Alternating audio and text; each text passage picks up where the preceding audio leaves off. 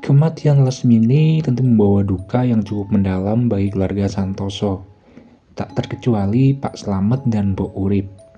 Pasalnya, meski hanya pesuruh, Lasmini selalu memperlakukan mereka seperti keluarga sendiri, seperti makan bersama, membelikannya pakaian, dan lain-lain.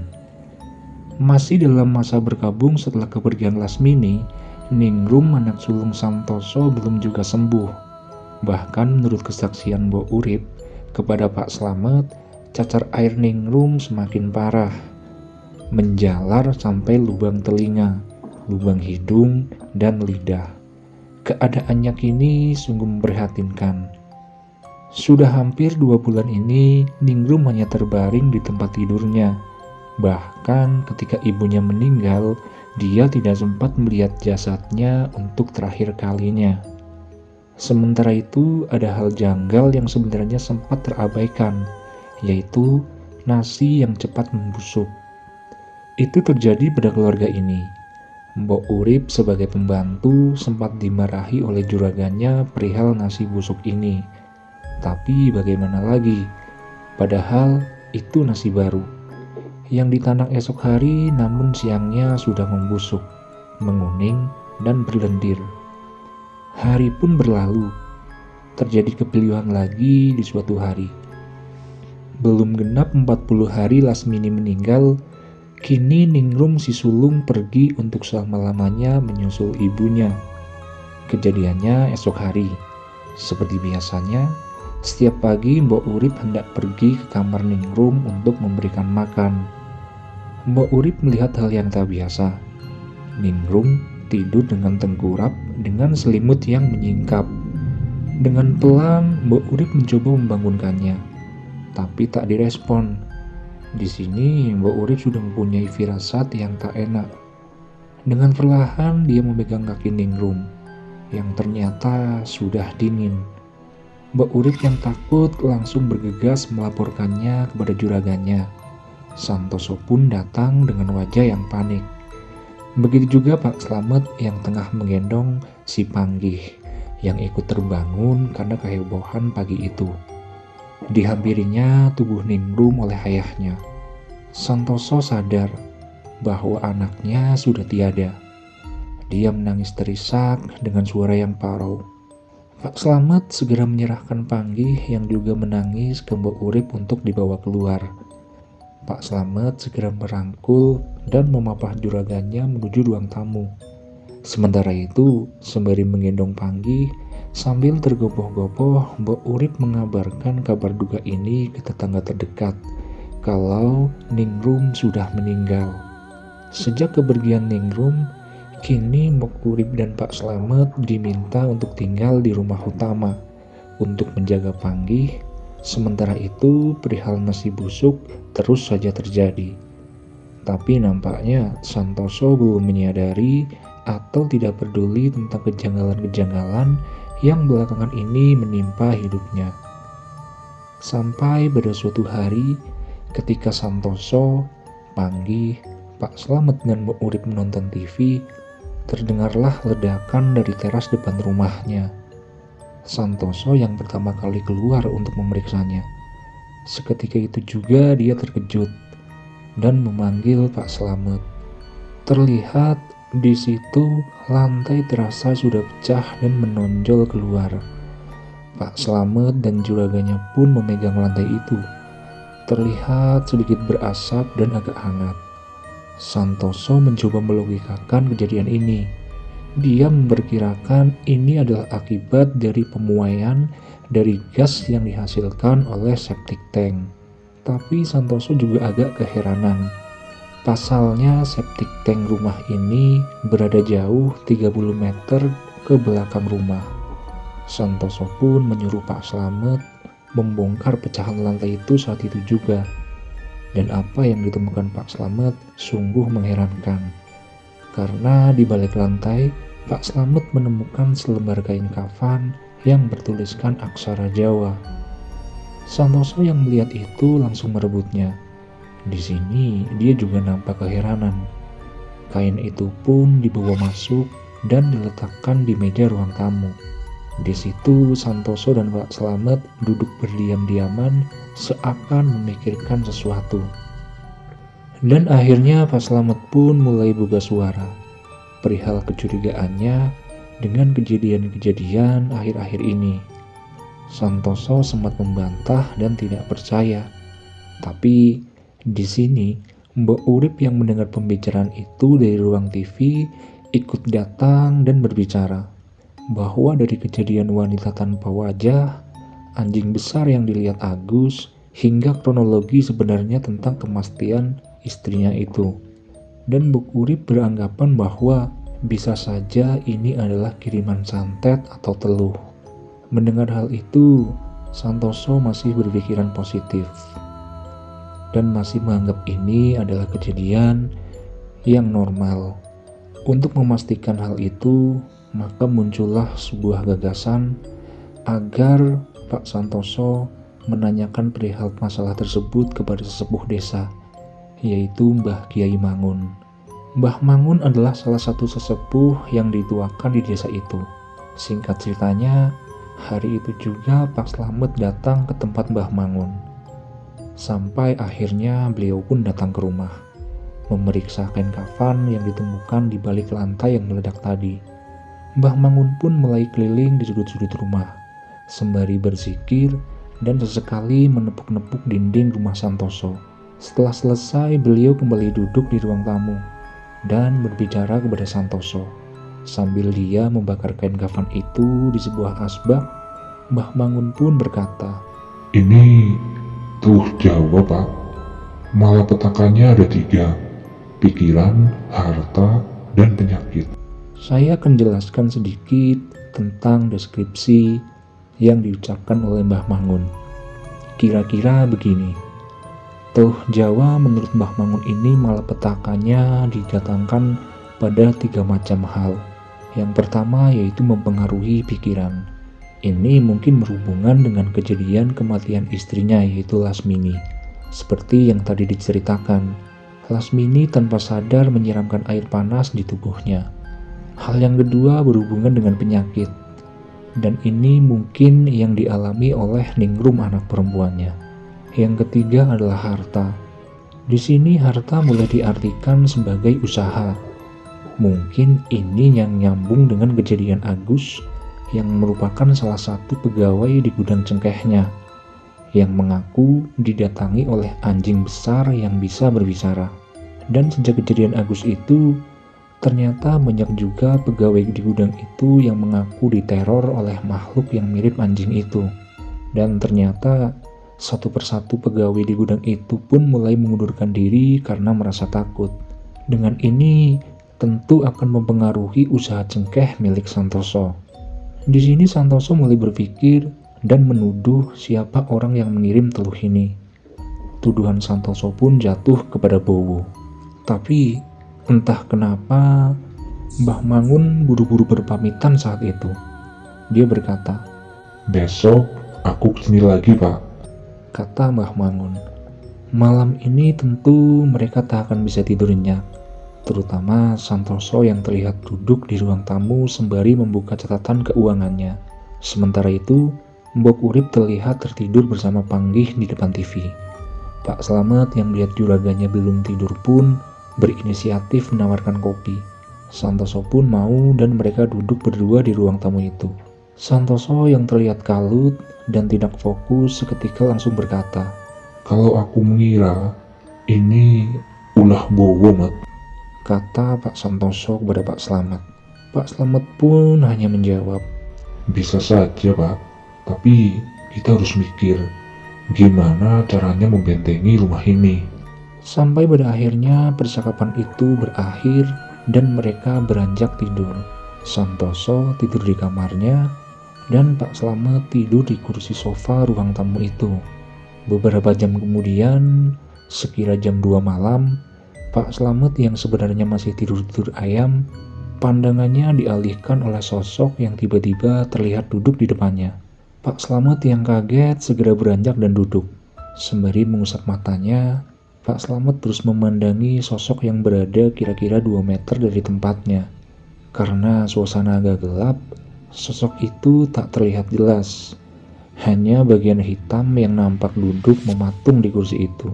Dengan terbata dan sedikit berbisik, Pak Slamet pun berkata, "Mbok, lagi ngapain di situ, Mbok?" Pak Slamet mengira sosok yang duduk itu adalah Mbok Urip. Tapi setelah Pak Slamet bertanya pada sosok itu, dengan perlahan sosok itu mendongakkan kepalanya. Dan terlihatlah kini wajah yang terang. Entah apa yang menerangi wajah itu.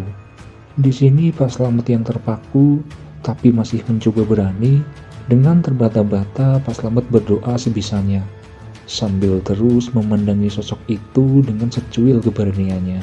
Semakin jelas terlihat, sosok itu rambutnya panjang terurai, tanpa wajah, tapi memiliki mulut. Sosok itu sedikit maju mengerahkan telinganya, seakan menyimak Pak Slamet yang tengah berdoa dengan terbata-bata. Dan dengan nada mengejek, namun sedikit berbisik, sosok itu berkata pada Pak Slamet, "Kok belibet, Mat? Apa perlu aku bantuin berdoa?" Seketika Pak Slamet tubuhnya gemetar mendengar kata-kata itu. Dia ingin lari, tapi tubuhnya sulit untuk digerakkan. Sementara sekarang Pak Slamet menunduk tak mau melihat sosok itu lagi. Dan beberapa saat kemudian, sosok itu berkata, "Salam buat majikanmu ya, Mat." Kemudian sosok itu menghilang. Tanpa sadar Pak Slamet yang ketakutan ini sampai kencing di celana. Keesokan harinya pun Pak Slamet sakit. Mungkin karena syok dengan kejadian semalam. Mbok Urip sepertinya menyadari dengan sakitnya Pak Slamet yang tiba-tiba itu. Hingga akhirnya Pak Slamet pun bercerita kepada Mbok Urip tentang apa yang dialaminya semalam. Di sini mereka semakin yakin kalau ini benar-benar kiriman teluh. Tapi mereka memutuskan untuk tidak bercerita dulu kepada juragannya karena takut menambah pikiran. Pak Slamet sakit kurang lebih selama 3 hari. Untungnya kemudian dia berangsur sembuh. Beberapa hari kemudian ada kejadian lagi. Entah ini berhubungan juga dengan teluh atau tidak. Yang jelas ini adalah musibah yang cukup membuat Santoso terpuruk. Gudang yang ia beli dari pelelangan itu kini terbakar habis dalam semalam. Entah apa penyebabnya. Yang jelas malam itu rumah Santoso diketuk oleh beberapa warga dan mengabarkan kalau gudangnya kebakaran. Setelah kejadian itu, dengan terpaksa Santoso menutup salah satu gudangnya dan meliburkan beberapa karyawannya. Tidak berhasil menemukan apa penyebabnya, karena Santoso khawatir, Panggih pun tetap dirawat inap di rumah sakit selama 2 hari dengan ditunggui oleh Mbok Urip.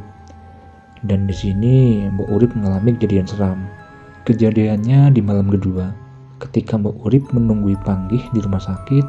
Malam itu entah jam berapa, Mbok Urip yang duduk ketiduran di ranjang Panggih, dengan kepala yang berbah, ke tangannya yang menyilang. Dalam tidurnya yang sebenarnya kurang nyaman itu, tiba-tiba Mbok Urip merasa ada yang membelai-belai kepalanya. Karena dikira itu adalah Panggih, Mbok Urip pun seketika membangunkan dirinya dan dengan setengah kantuk dia berkata, "Ada apa sih, Mas?" tanya Mbok Urip pada Panggih. Tapi di sini Mbok Urip heran karena Panggih terlihat tidur nyenyak dengan posisi miring membelakanginya. Dan setelah itu terdengar suara dengan nada membisik tepat di telinga Mbok Urip. "Tidak apa-apa." Dia yang kaget langsung menoleh, tapi tidak ada siapapun di situ. Suasana ruangan itu nampak sepi, karena kebetulan Panggih dirawat di ruang VIP. Ruangannya juga terang. Mbok Urip menoleh ke seluruh ruangan, namun matanya terhenti di sebuah lemari kecil yang sepertinya pintunya perlahan membuka sendiri. Mbok Urip yang penasaran terus mengamati. Sementara tiba-tiba muncul suara lagi. "Aku di sini." Suara itu muncul dari lemari kecil yang pintunya semakin lebar terbuka. Dan dengan berani, Mbok Urip menjawab perkataan itu. "Siapa kamu? Pergi dari sini." Jawab Mbok Urip.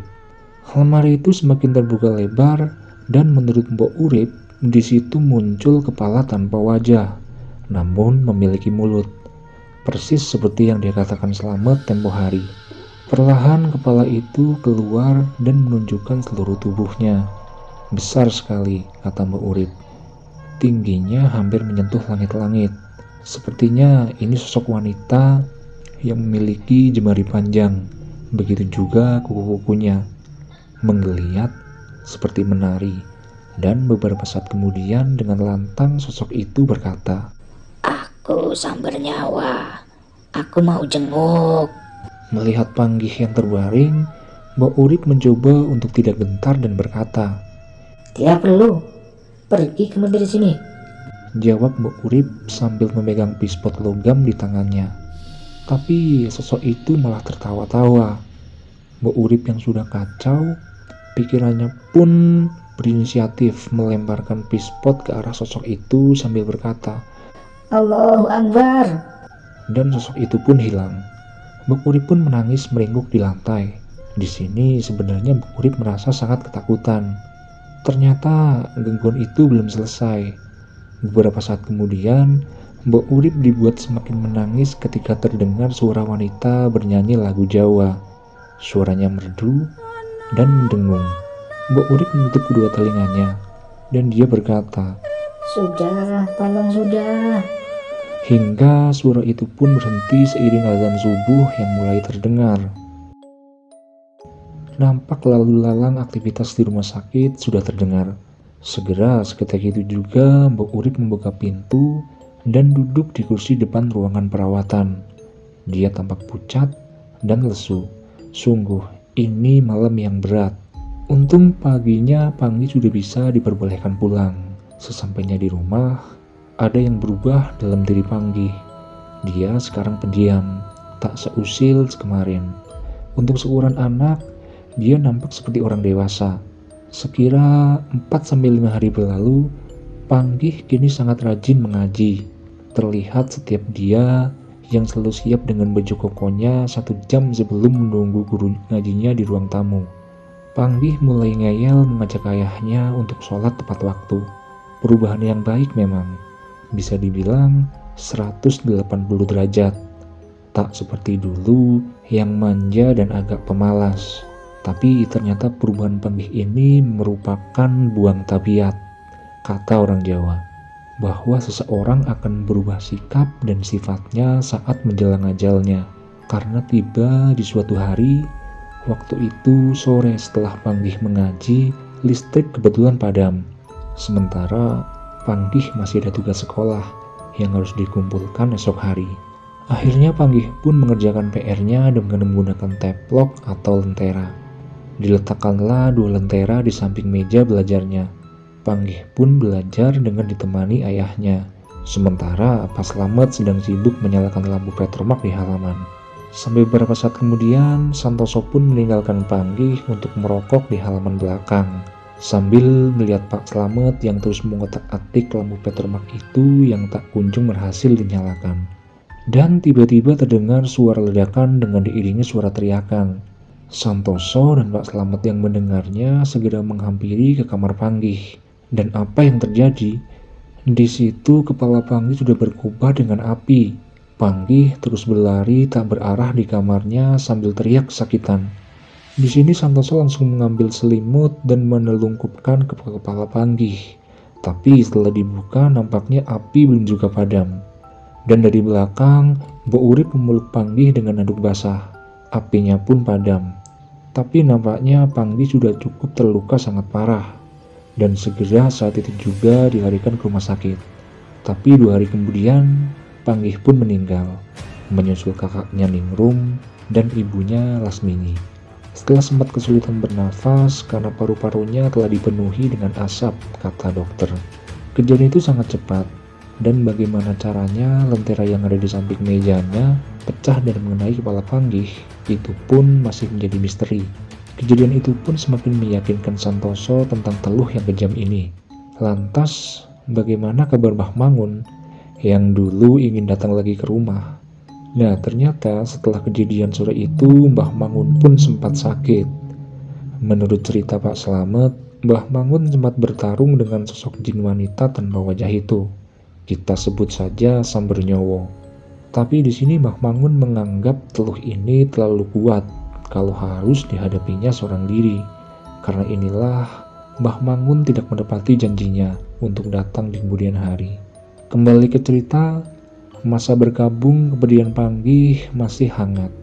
Belum sampai 7 hari. Di sini Santoso nampak gusar dan marah. Dia sama sekali tidak berkonsentrasi dalam membaca tahlil untuk anaknya. Sampai akhirnya Santoso terlihat agak berlari menuju ke ruang belakang. Mbok Urip yang berpapasan di dapur segera memberitahukan itu kepada Pak Slamet. Terlihat Santoso sedang mengobrak-abrik ruang perkakas dan mengambil sabit, kemudian berlari lewat samping rumahnya. Pak Slamet pun mengejar, sambil memberitahukan itu kepada warga yang masih berada di rumah selepas tadi acara tahlilan. Mas Toso ngamuk, Mas Toso ngamuk. Begitu kata Pak Slamet. Warga yang mendengar itu kini berhamburan mengejar Pak Santoso yang ternyata pergi ke rumah Bowo. Untung di situ ada pagar pembatas. Di depan pagar pembatas itu Pak Santoso berkata, Keluar kamu anjing, sudah cukup ya sekarang. Kalau berani, hadapi aku langsung. Ayo, saling bunuh. Warga sama sekali tidak berani mendekat, karena Santoso ini memang sosok yang sangat dihormati di desa itu. Hanya Pak Slamet yang berani mendatanginya secara perlahan. Sabar pak, sabar. Eling pak. Santoso pun menjawab. Tidak bisa mas. Tapi untungnya pada waktu itu Mbah Mangun datang, merangkul dan menenangkan Santoso. Sambil merebut sabitnya dengan perlahan, Mbah Mangun berkata, Sudah, yang sabar. Kita tidak bisa membuktikannya. Bisa-bisa nanti kamu di penjara. Tapi berusaha suasana meredam, Bowo malah keluar dari rumahnya. Dengan mukanya yang pucat, dia berkata, Ada apa Pak Santoso? Sontak mendengar itu, emosi Santoso kembali memuncak. Namun, kini dia berhasil dipegangi oleh para warga. Nampaknya Bowo ketakutan dan terus berkata, Aku benar-benar tidak tahu. tapi di ujung pembicaraan tampaknya Bowo keceplosan dengan berkata, Kalau aku punya salah, aku minta maaf. dengan permintaan maaf ini cuma karena hal seperti itu memang sulit dibuktikan. Akhirnya cuma menjadi omongan belaka. Warga sempat mengira sejak kematian Pak Cari ayahnya, Bowo sudah hilang tajinya. Tapi ternyata sifat itu menurun ke anaknya. Singkat cerita, setelah berhasil ditenangkan lagi, segera Santoso diajak pulang oleh Mbah Mangun dan Pak Slamet. Sampai di rumah, Santoso kembali menangis. Menangisi kehidupannya yang begitu tragis. Di sini Mbah Mangun mencoba menenangkan dan berjanji akan menangani masalah ini dengan mengajak temannya. Sementara kamu baca ini dulu. Kata Mbah Mangun sambil menyodorkan sebuah kertas bertuliskan sholawat Nariyah. Dan Mbah Mangun berpamitan. Malam itu pun dilewati oleh Santoso, Pak Slamet, dan Mbok Urip dengan datar dan sangat hampa. Mereka tak terlihat saling bicara, seakan bingung mencari topik yang pas untuk dibincangkan. Terlihat Santoso dengan muka sayu terus memegang tasbih sembari membaca sholawat Nariyah di kertas yang tadi diberikan oleh Mbah Mangun. Menit dan jam pun berlalu. Santoso masih terlihat berzikir di depan ruang TV. Sementara Pak Slamet sedang berrokok di belakang rumah dan tiba-tiba terdengar sayup-sayup suara wanita bernyanyi dengan syair Jawa. Pak Slamet langsung buru-buru masuk ke dalam rumah. Mbok Urip yang sepertinya juga mendengarnya terlihat berlari kecil dari pavilionnya menuju rumah utama. Segera mereka berdua menemui juragannya yang nampak kaget karena Santoso juga mendengar suara itu. Dengar nggak? Mas, Mbok? Tanya Santoso. Sembari mereka saling mendekatkan telinga untuk mengamati. Oke mas. Jawab Pak Slamet dan Mbok Urip. Santoso pun menyuruh Pak Slamet untuk menutup semua pintu dan jendela. Mereka kini duduk merapat bersama di ruang TV. Suara orang bernyanyi itu masih ada, seakan mengitari rumahnya. Santoso sangat ketakutan Terlihat dia terus memegangi tasbihnya dan berdoa. Mbok Urip dan Pak Slamet pun hanya menunduk komat kamit melafalkan doa entah apa yang dibacanya. Tapi perlahan suara nyanyian itu berubah menjadi suara tangis. Tangisannya sangat pilu, terisak-isak, dan sesekali meraung seakan merasa sakit. Mereka bertiga pun terus berdoa hingga suara itu hilang sekitar jam 2 malam. Mereka yang ketakutan pun tidur di satu tikar di depan TV, hingga esok hari pun tiba. Mbak Urip yang masih takut teringat kejadian semalam, kini terlihat enggan melakukan pekerjaannya. Begitu juga Pak Slamet. Santoso juga terlihat lesu. Mereka masih duduk berdiam bertiga di ruangan itu. Hingga akhirnya pun Santoso bercerita kalau semalam dia bermimpi ditemui oleh anak dan istrinya, Lasmini, Ningrum, dan Panggih. Dalam mimpi itu, Panggih dan Ningrum anaknya hanya tersenyum. Namun Lasmini istrinya berbicara kepada Santoso. Yang sabar dan ikhlas ya Mas. Aku sama anak-anak sudah enak. Kamu pasti bisa menghadapi. Sambil menangis, Santoso menceritakan mimpi itu. Singkat cerita, malam harinya, Mbah Mangun datang. Namun, ia sendiri. Pak Slamet bertanya, Di mana temannya, Mbah? Pada gak berani? Udah, aku sendiri saja yang ngadepin. Kamu bantuin doa ya. jawab Mbah Mangun. Pak Slamet hanya mengiyakan saja sambil menelan lidah. Mbah Mangun pun meminta Mbok Urip untuk mengambil garam krosok dan dibawalah garam itu oleh Mbah Mangun untuk mengelilingi rumah, sembari uro-uro atau bernyanyi lagu Jawa. Santoso, Pak Slamet, dan Mbok Urip hanya diam menunggu di dalam rumah. Setelah selesai, Mbah Mangun pun masuk lagi ke dalam rumah, dan di sini beliau sedikit bercerita.